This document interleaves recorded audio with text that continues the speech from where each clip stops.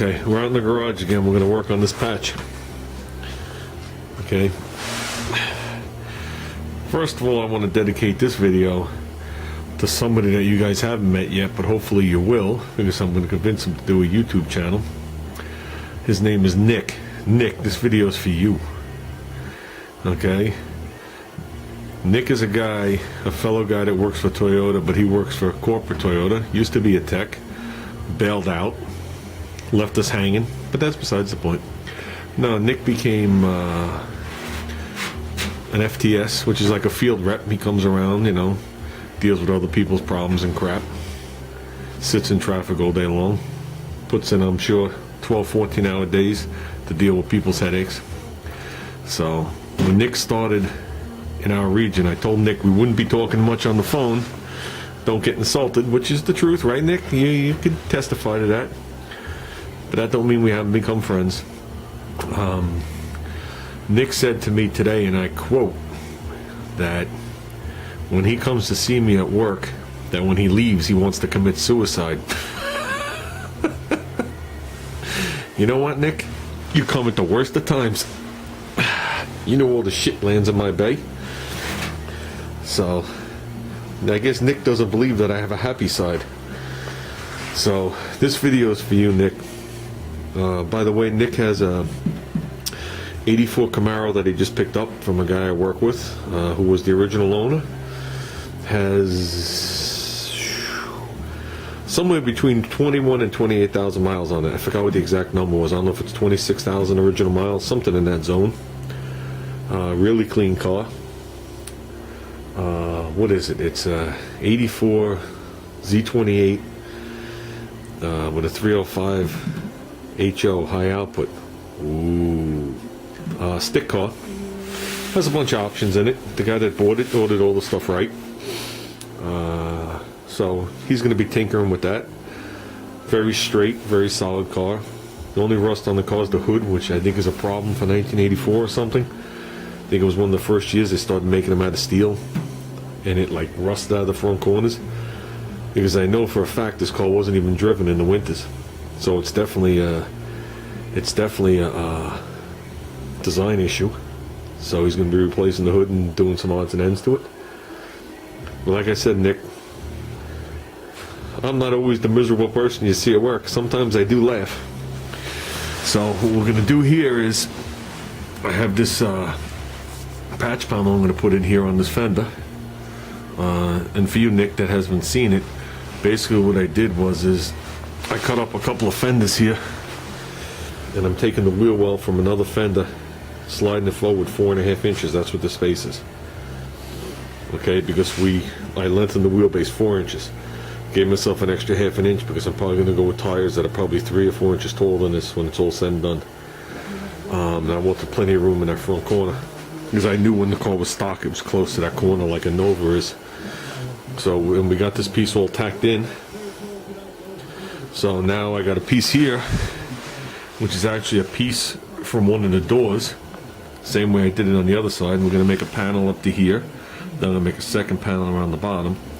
But I gave it a quick clamp with the Richie clamp, and I was able to pinch it from the back. That's as far up as I can get it, because you have the cowl and the well that runs down, so I can't get any further with my clamp, but I can reach up behind it.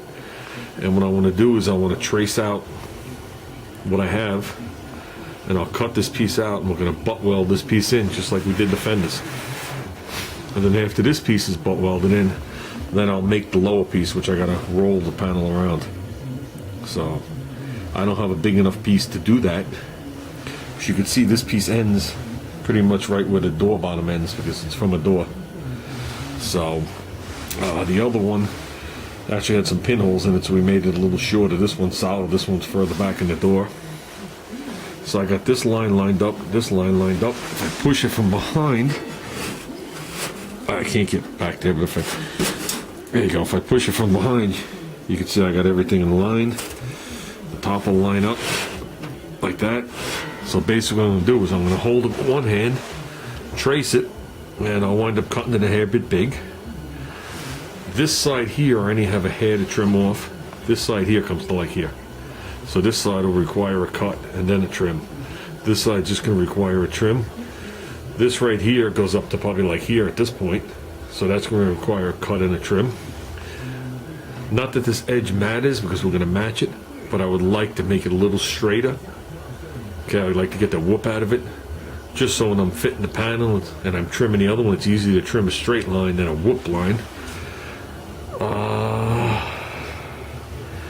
And that's about it for now.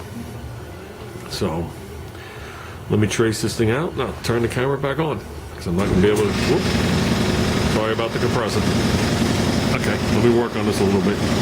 Oh, by the way, the mini bike. First of all, this weekend we got a 6.5 horsepower overhead valve motor.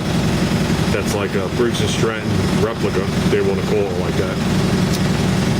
That my son's going to pull apart and take the governor out because we're going to put that on his old go-kart, and we're going to set up his old motor. Going to make it a little more powerful. We're going to wind up using that carburetor that Darren sent us, and I'm going to do a couple more things to it, and we're going to put that on the racing cart. And this one right here, we took it out for a ride the other day, and I don't even have to tell you guys what happened, right? Totally launched that right side bearing. Remember the temporary bearing I put in? I put it in for that race that day. And there's the out of race for it. So I gotta work on this thing too. Now that I'm in no rush to get it done, I'll pull these wheels off. I'll go to Napa like somebody suggested to me and just match up the wheel bearings and just be done with it once and for all. I'll probably wind up taking this left one out, which I know is a real mini bike bearing, put it on the right side in the front, and just get two nice ones for the rear. Ones I could handle my fat ass. But well, that's it for now. Let me get tracing. Well, I decided I'm going to do something I haven't seen anybody do before.